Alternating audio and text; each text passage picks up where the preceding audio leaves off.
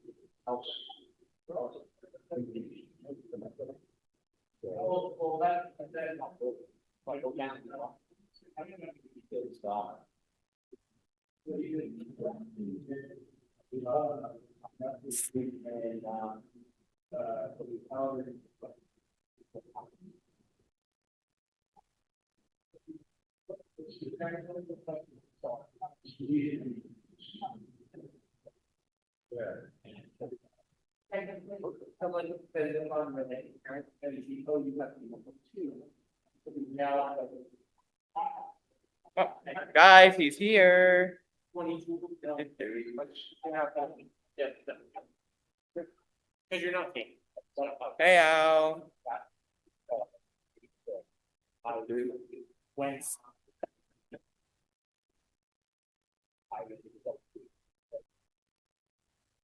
Hi, we're just getting like some tools for I don't know on-site tracking again. Oh, how are you? I believe he's still muted. He's not there yet. Maybe. Is he? This way then. Whatever. Yeah.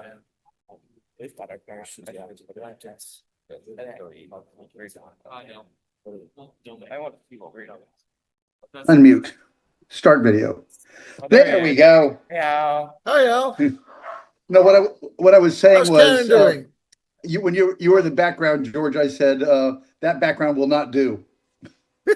Which background? This one or You. that one? No, you. Good morning, folks. I'm not fully awake yet, so Oh, good. all right. Are you guys ready to go? Yeah, I think we are. Okay, we're just gonna go down a checklist here. Let's talk about your nose cone. Bring it out front and center. Okay.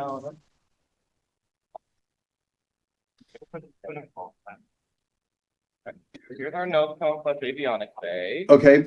We're gonna talk like I've never seen this rocket before. Okay. Does the nose cone separate from the rocket during the flight? It's not separate during flight. It's held in place by these screws. Okay, so Which means that okay. it's held the payload here. Your CubeSat. Okay, so basically we don't have to, no, you don't have to worry about taking it apart. What I wanted to know is if it did come apart, did you have a satisfactory shoulder length to Yeah. prevent drag separation? But that's not a case here. I assume your payload is going to be in the nose, correct? Yes. Okay. It's going to be Section around here. just aft of the nose, so it's going to be. You can actually see it pretty well on camera. Okay. It's section.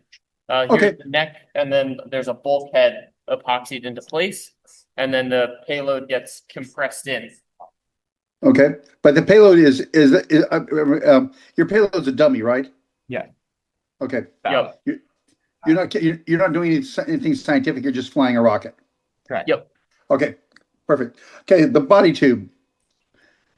The body, just a bit. The body tube. If I recall correctly, this is a kit, is it, that you guys bought? No. No. Okay, but it looks like it's standard wall fiberglass tube. Yep. Sourced from Wildman Rocketry. Okay, so is it the thin fiberglass or is it the standard fiberglass? Standard. It's standard. The Okay, outer okay. diameter is 6.17 inches and the inner diameter is 6 inches. Okay, so it's not the real lightweight stuff. Correct. Okay, you have the team name on the rocket right now. Are you planning on painting that, or are you going to We're gonna paint it. okay. No, you don't. Okay. Yeah, so we're gonna Okay. paint it and then throw on proper decals. This was just for a Okay, quick and dirty. just to remind you, that when you finish the painting and decorating of the rocket, you have to have your team name and your team number. Mhm. And also radio frequency. And radio frequency. But we'll do Okay. that, right, yeah. Is that Uh, on every section of the rocket that plans to separate? I would recommend that if you like, if you got somebody who's got a good, like a printer or something, they can print, that can do print, vinyl or something like that. I would put a small one on anything that can possibly come apart. That way, if your upper section lands in one time zone and the tail cone lands in another, they can put the two pieces. Somebody can say, "Hey, we can get a hold of whoever is necessary." Okay. Um, Cool. let's see here. Let's talk to me about your nose cone. If you look at nose cone, that bolt, you got a bolt up there holding the nose cone in. Yes. We have 8 screws that have nuts epoxied to the inside of the neck. Yeah. And we are actually missing one that we flew for the test flight, but we will be repairing this prior to IREC. Okay. Well, to me, that's what you were well into the overkill category. All right. Let's see here. Okay. Now, can you kind of sort of lay the rocket out where I can see it arranged like it would be on the pad? Do not connect it together, just side by side or something like that. Okay. What I'm looking for is any couplers that you have. And you understand what I mean by a coupler, correct? I believe so. Like, That's the tube that slides inside of another tube. yep. This is Okay. the avionics bay. It has all the coupling because you have the engine tube over there, which separates, and the payload tube over here, which separates. Both of these slide onto this coupler here. Okay, so each of those coupler, you have a switch band there. Yeah. Okay, so each of those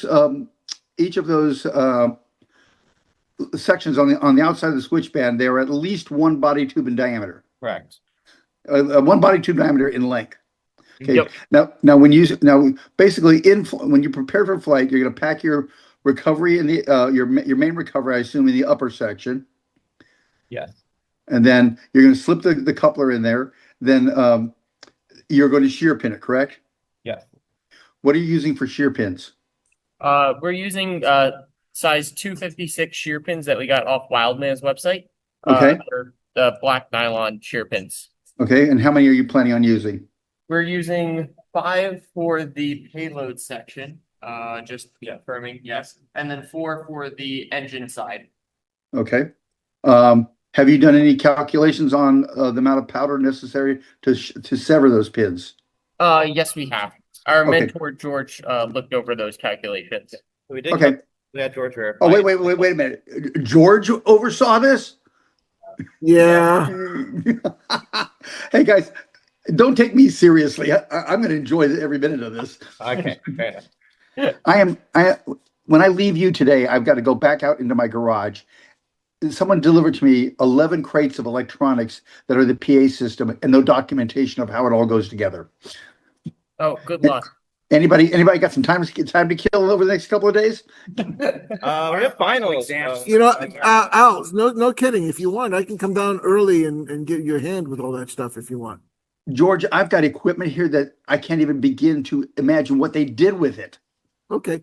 But the offer stands, seriously, because I'm traveling separately from the rest of the team. And I have to have all this done in the next like So 2 I to can 3 come days. down a little early or whatever and give you a hand like we do at Talk. You know, I might take you up on that for the. feel free. I would like nothing better than to Give report them to a euro, you you owe. and Karen at the same time. Okay. Bonus. Hey, all right. So let's talk about your recovery gear. You have two parachutes, I assume. Yeah. Yep. Okay, let's look at your harness. What are you using for the harness? Show them the Kevlar. Yep. Yes, we're using There you go. 40. Yes. Oh, The, boy. the political stuff that we can tow George out of a ditch with. I got it from Ted, but they got it from Ted. One bad. Oh, if they got it from Teddy, I'm good. He makes some of the best stuff there is. And okay, and you have so you bought the harnesses pre-manufactured from One Bad Hawk? Yeah, so we bought the Kevlar shock cord. And Yeah. then on either end was these pre-manufactured loops that we put Okay. quick links. Good. No, I like that because his work there is extraordinary. And then I see you have some. Okay, so looking to Jacob, you're the guy with the cat shirt, right? Yes. Okay. Look at where Jacob's left hand is. I'm assuming it's his left hand. Um, how am I going? Okay, the shock cord is going to go up into that tube. Yes. Okay, when it gets up to that tube, how is it attached on the inside at the very end? On the interior, Yeah. you have an eye bolt mounted to the payload securement bulkhead. Okay. It's- Is that that eye bolt, is that a forged eye bolt or is that a bent wire eye bolt? That is the Oh, same eye bolt as this. It's Okay, it's for an eye nut. Okay, it's an eye nut. Eye nut, yeah. Okay. uh, When you put that nut on the forward section, what have you done to make sure that that it does not unscrew? We put Loctite on it. Okay, perfect. Blue Loctite. That's the correct answer. Let's see here. Okay, so now, how long are your two shock cords? The main parachute shock cord, so the one in front, is 40 feet, and the drogue parachute shock cord is 30 feet. Oh, perfect. You get it out of any tree that lands in with that. And there are. Have you guys been down there before? No. No, Okay. first time. Okay. It's a pretty desolate place. So don't worry about trees. Okay. Jacob, your hand is sitting on top of the main parachute, correct? Yes, this is the main. It's Okay. only housed You are in a using. helmet blanket. Okay. What is the parachute? It's, Tell me about. It's 10 foot. Okay. It's, I believe, nylon cord. ripstop nylon. Ripstop nylon, yes. Tell them who you made it, who you bought it from. You know, what brand it is. Who did we buy it from? We bought it off the Wildlands website, marked as Parachute 120. Okay, that's one. That's his ripoff of a. It's how many shroud lines does it have? Like 3? No, it's got a lot. It's got like 12. Oh, it's not okay. So it's not a Sky Angle ripoff. No, it's not a Sky Angle. It's more like a Top Flight, Al. Okay. Okay. All right. No, that's good. But it's and then you have what looks like maybe a 3 foot by 3 foot blanket to wrap it in. Yep. Is it 3 by 3? Yeah, Yeah. Okay. Yeah. And when you fold the parachute and wrap it, I do hope that is not how you pack the parachute. No, it is not. This was a quick repack because the parachute was dragging the rocket after our test flight. Ah, We were to try there's out- there's a standard joke about that when you go to a launch called Airfest that it's always windy there. It's always like 15, 20 mile per hour winds, and you find the new people will chase their rocket across the field. The veterans will just wait till the rocket fills up with dirt. Yeah, ours got a lot of dirt in on its drag a bit. Yeah. Okay. So the parachute, you're going to pack it properly inside the blanket. The blanket is big enough to completely encapsulate the parachute so that there's no chance the ejection gases will get to it. use the terms. Tell them how we Yeah. fold it. So we fold the parachute in a Z fold, and Yeah. then we put it in the Nomex blanket and pack it like a burrito. Yeah. Perfect. But I'm just saying, what my question is, when you use the burrito, I've seen this happen to a lot of good flyers. The burrito literally there's no way that the ejection gases can get to the parachute. Like there's not like a little tip of the parachute sticking out or something like that. Is that correct? Yeah, we don't let that happen. Okay, that's good. That's tolerated. I assume you're using black powder for the ejection charges. Yes. Okay. What are your charge numbers? I believe we're using 2.5 grams on each. 2.7. 2.7. 2.7 for the main and or on both ends. Yeah, because Okay. on both cases the bays are about the same size. So Okay. we put the same size charge. No reason. not. Okay. I assume you have so you have 2.7 for the main ejection charge. What did you differentiate your backup charge? Is it bigger, smaller? No, they're identical in size. The difference between our backup and main charges is that the backup charge is not wired, but like coded to trigger about 1.5 seconds after the main charge should fire. Okay. So let's talk about that for just a second. Okay. Alright. When you, we'll get to his payload bay in a sec. We'll get to your avionics in a second. Okay, I'm going to talk about the timing. Mhm. Okay, so the rocket leaves the pad. The rocket leaves the pad. Yes. At apogee, you're going to fire the primary apogee charge, Yes. and then you said approximately a second or two later, you'll fire the of the backup charge. Make sure it separates. Yes, Correct? 1.5 seconds. Okay, so now it's going to fall for X period of time. I assume that you have got a calculation that it's anywhere between 65 and maybe 130 feet per second. Yes, we have it set that to under the drogue parachute, it should descend at about 26 meters per second, which is about 80 foot a second, I think. Okay, that is a really nice value. That's a really nice conservative value. Okay, so it's going to fall to your main deployment point, which is what is your main altitude for deployment? The main deploys at 700 feet.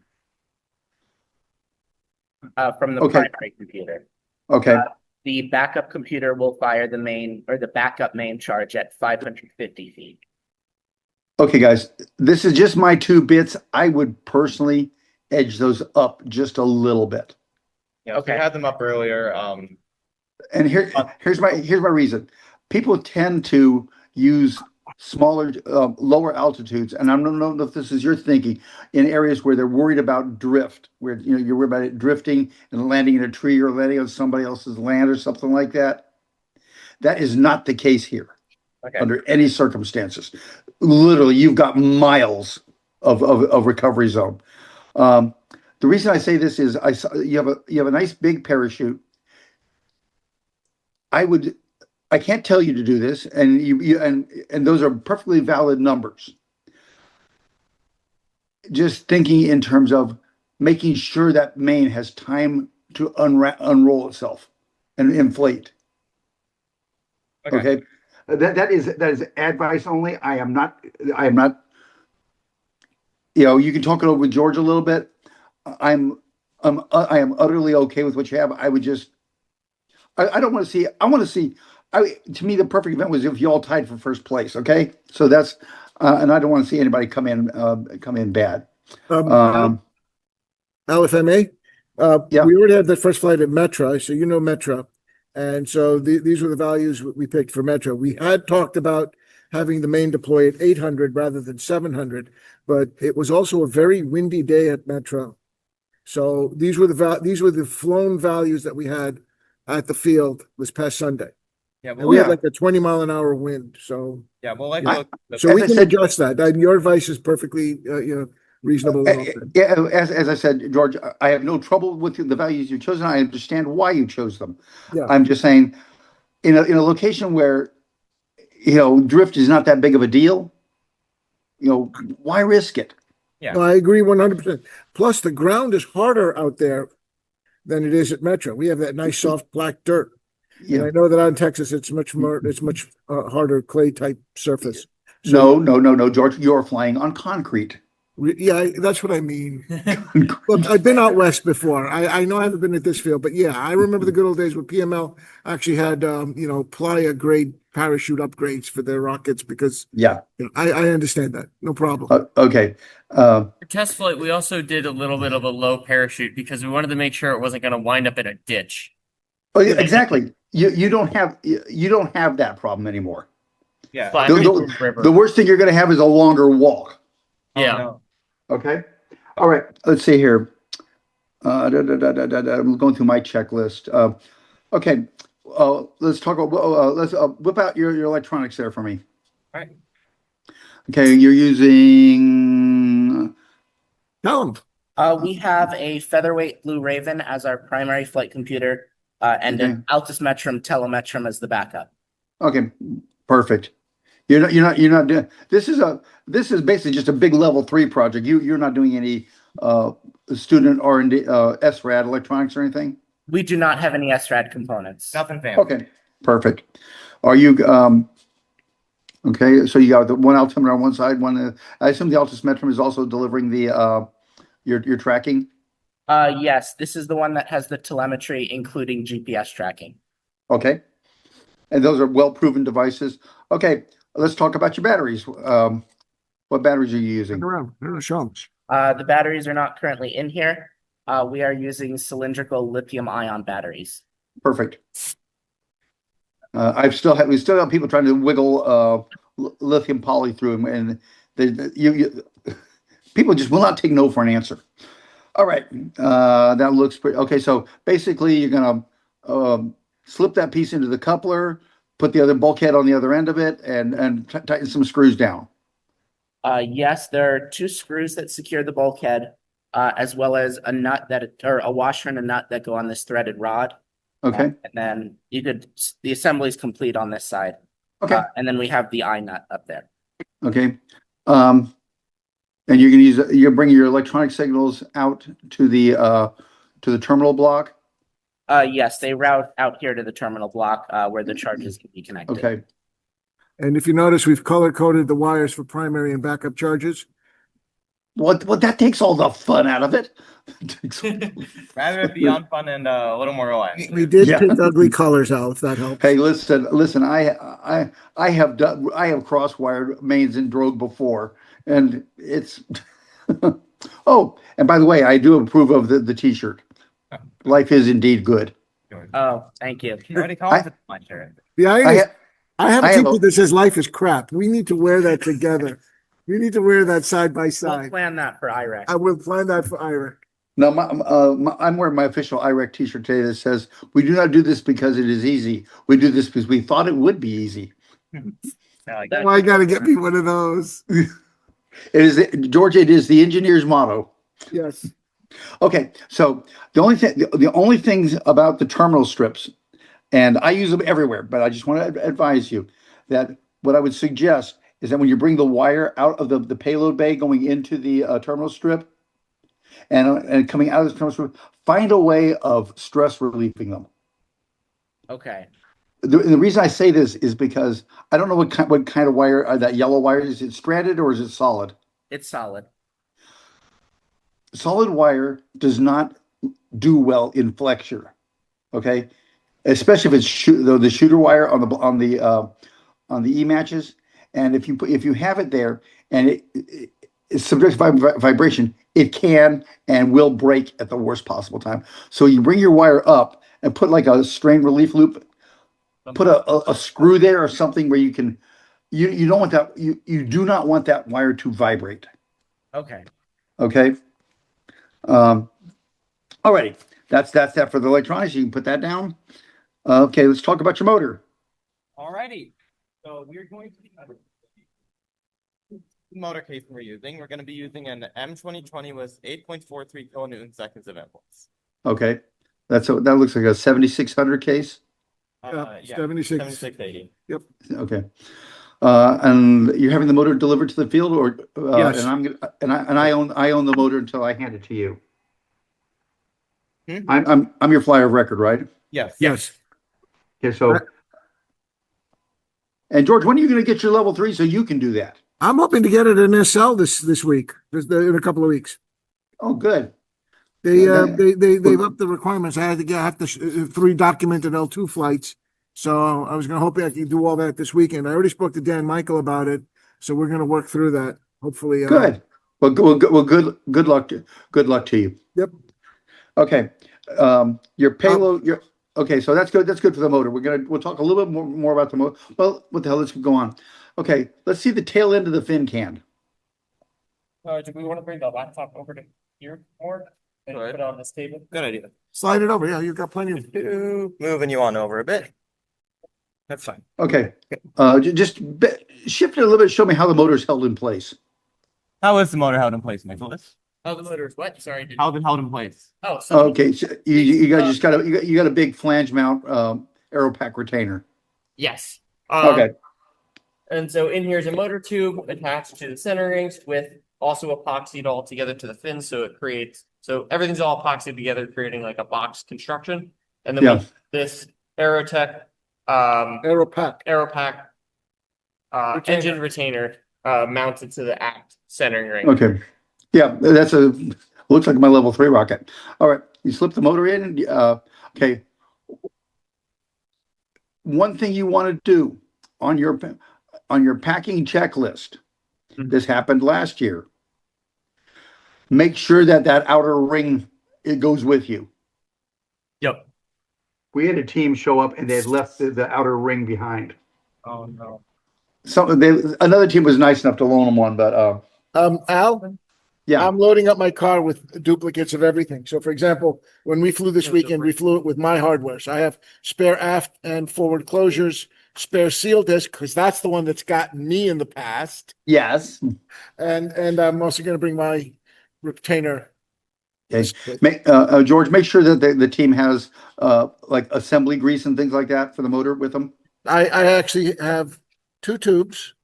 Gonna Okay. give one to them. I'm gonna bring the other one. So we'll Okay. have backups of everything. Yeah. All right. The only thing that I don't have a backup for is they've got on their forward closure, they got an eye bolt, and I don't have that. My forward closure just, I can get an eye bolt. We'll put it on there, but I'm not worried about it. Yeah. Mine doesn't Yeah. need that for the Yeah. Yes, You just don't, you got the closure. You just don't have the eye bolt in it. yeah, that's all. I can put that in. It's Loctited in, so we just use theirs for the test Yeah. run. Okay. I assume that is where your drogue recovery attaches to on the motor. Yes. So for the drogue recovery, we have a shock cord with a quick link, and it just loops in, gets tightened down. And then we can put Loctite on this too to make sure it doesn't come loose. If you do put Loctite on that, make sure you use blue. Do not use red. Yep. I was telling them not to bother with Loctite on that because I said if you do, well, here's the thing is the one thing, George, if they have Loctite there, it's a step that forces them to make sure it's closed. yes. That's a very good point. Okay, fair enough. All right. Okay, so we're good there.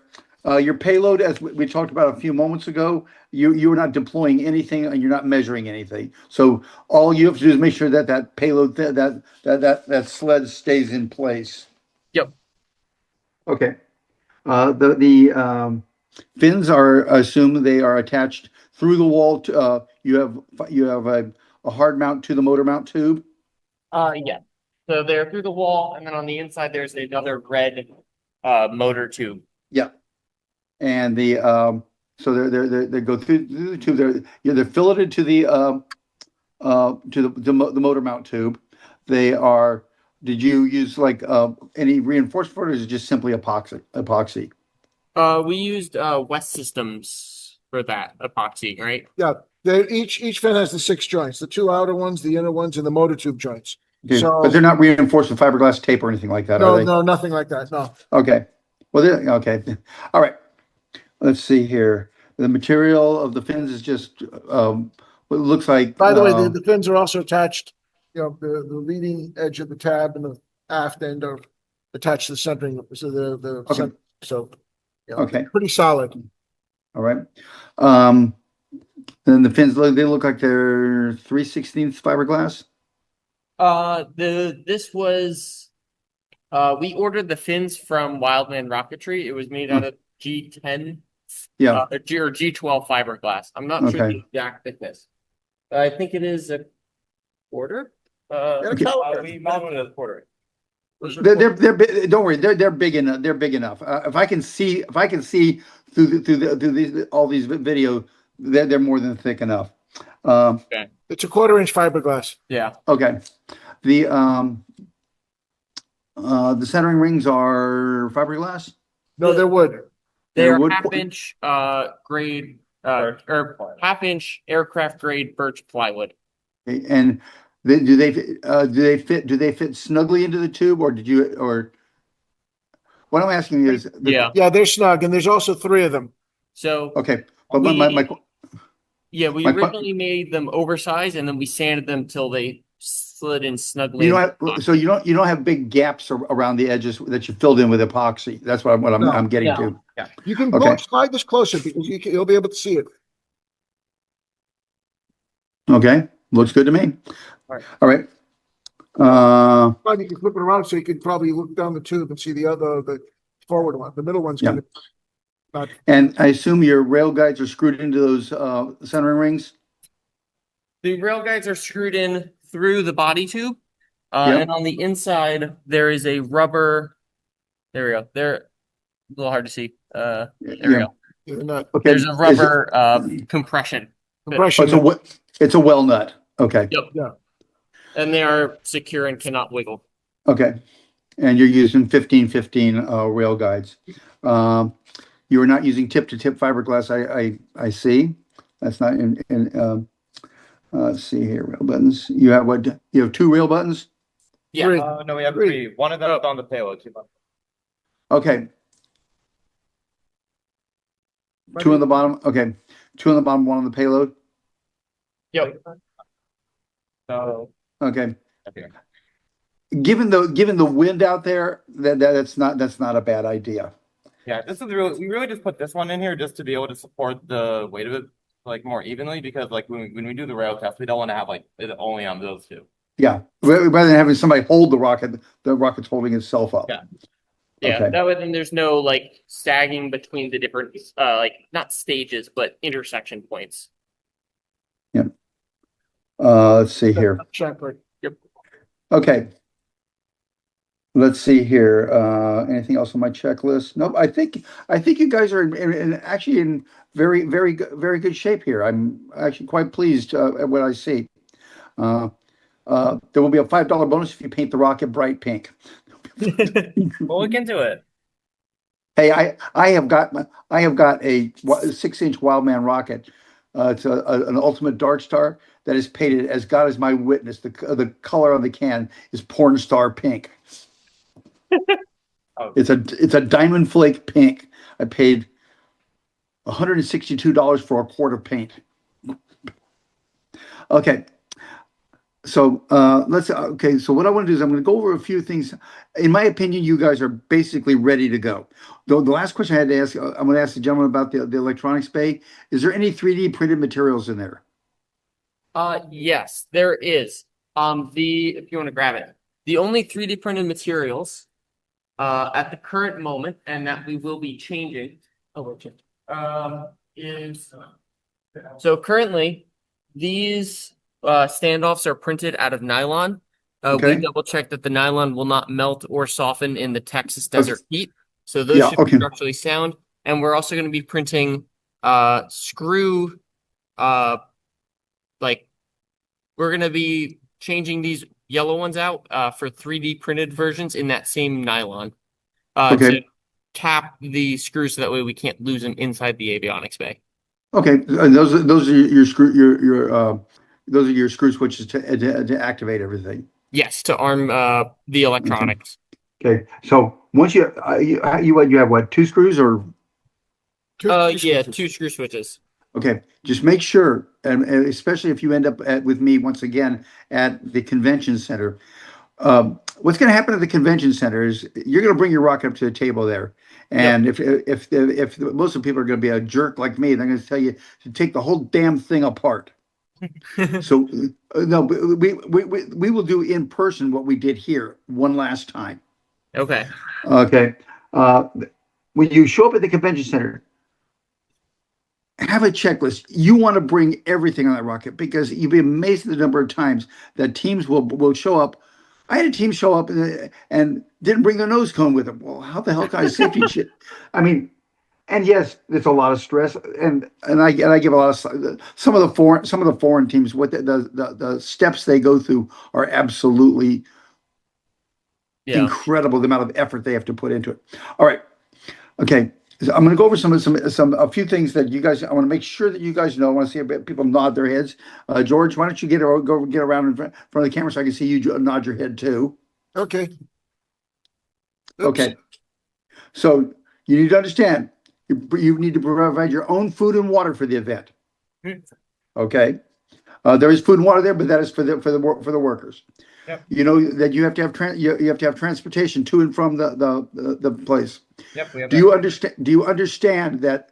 Where are you staying? Do you have hotel reservations already? Yes. Where are you staying? Monahan in the Hampton Inn, right? Okay. Yep, that's correct. You understand that you are about an hour and a half from the field. Yes. Yes. Okay. When you get to the field, the George, this might ring with you. When you used to fly, when you left Route 12, you went all the way down the road, crossed over the river, then you Yep. turn right to go out to the flight line. Do you remember that big bump you would hit right there? Yep. That is amateur grade compared to what you're going to hit on this road. I've been out west to the Playa, Black Rock and stuff. Oh, no, George. The playa is flat. Why we This got- is this is an oil field, not smart. and Got it. the vehicles that drive on it, the people who own them don't care. Okay, fair enough. So, okay, what I'm leading to is it is a very unproven road. It has gullies, it has ditches. I've seen potholes filled with water that are 3 feet deep. Okay. It is a dirt road. When you turn off the main road to go onto the field, you are at least 20 to 40 minutes from the launch pads. Okay. So when you rent something, don't go cheap. Get something with a little ground clearance if you can. Okay. Okay. The other thing to remember is, in some cases, you'll be asked to be out there if you want. I'm not sure how they're doing it. I think they're doing it slightly different, but in years gone by, people wanted to be there real early. Determine on the morning of, especially of your flight, who's going to drive and who's going to fly the rocket. Because the last thing you want is somebody getting up at 2 o'clock in the morning, driving an hour or so, getting in the field and being half tired and trying to prep a rocket. Okay. It's international shipping. Chairs. You need to bring chairs. Yep. Okay. Okay. George knows what the playa is like. The temperatures on this field can approach 115 degrees. Yeah. Oh my. So do yourself a favor. Don't paint your rocket black. Yep. Got it. Okay. I saw people my first year out in New Mexico, literally terrified because they had a black rocket with PLA extrusions on the inside. And when you turn your rocket over after you've been through the final RSO, we put your rocket on a transporter. It may lay out in the sun for 2 hours. Okay. Okay. So if you think that you have any concerns about anything that's maybe even remotely temperature sensitive, go to a camping store, buy yourself one of those Mylar safety blankets, those emergency blankets, and bring it with you so you can drape it over the rocket and like bungee cord it in place. That way it's a little protected from the sun. That's a good idea. I'd never thought of that. When you are there, when you are on the field, you stand a better than average possibility of getting introduced to an interesting atmospheric phenomena known as a haboob, HABOOB. It is literally, it will go from bone clear and calm to 60-mile-per-hour winds, and you can't see 5 feet in front of your face, dust. So when you're set up on the field, you set your table up, don't take anything out of a box that you are not immediately using. Put it back when you're done. Because we've seen people chase I've seen Stanley toolboxes blowing in the wind. Make sure when you show up, you want to be dressed for this. You want long, lightweight pants, long sleeve, lightweight lightweight shirts, a hat, sunglasses. I strongly recommend. Do you guys know what a gaiter is? The thing you wrap around your neck. Yeah. Vaguely. Yeah. Something you can pull up over your face. The team, the team is ordering sunblock hats. Okay, but just the and weather out there. long-sleeve shirts. Yeah. The weather is not to be trifled with. By the way, you guys are ordering tents, right? Yes, we have 2 Okay. canopy tents that should have been. Al just reminded me of this. What he was just saying. Make sure we also get stakes We did. and tie downs And for the hammers. tents. Good. Okay, Georgia, I want to correct that. Stakes are wonderful. Get the weights that hold the tent down as well. Yes, You- the weights, yes. The ones you fill with dirt or water or something? Yep. Because last year we had commercial tents that were there, and the commercial people who put these big circus tents up could not drive their stakes into the ground. Oh, no. Okay. Okay. There is I mean, it's a truly awful place, but unfortunately, we need that for what we're doing. Okay, last few items, and we'll call it good. Um, the um, your telemetry electronics, your telemetry is that 900 centimeters, or is that not? What's the Is frequency? that what? It is in the 70 centimeter band. Okay, who's the ham operator? I am. I also have- on the ham. Okay, so you have a control operator. Okay. And we have another two backup people that also have their ham licenses that can step in if needed. Okay. Also, And okay. I don't have a good Zoom account, so this meeting's about to close. I'll send you another one real quick, and then we'll finish this up. All right? A good what? My Zoom account is bad, so the meeting's gonna close in a few seconds. So I'll just send you another meeting link. And Okay. we'll wrap No, it up. don't worry. We are good here, guys. I think you're in good shape. I will send you my summary, my thoughts in an email later, a little.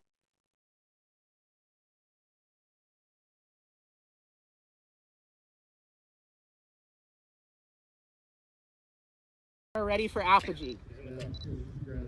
5, 4, 3, 2, 1. Wait, do not. Everyone stay back. Everyone ready for main. Roger. 5, 4, 3, 2, 1. Excellent. Yay! Sanjeev, go disarm. 5, 4, 3, 2, 1.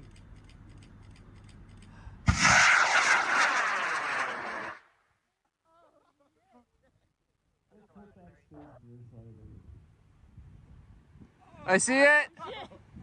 I see it. Yeah!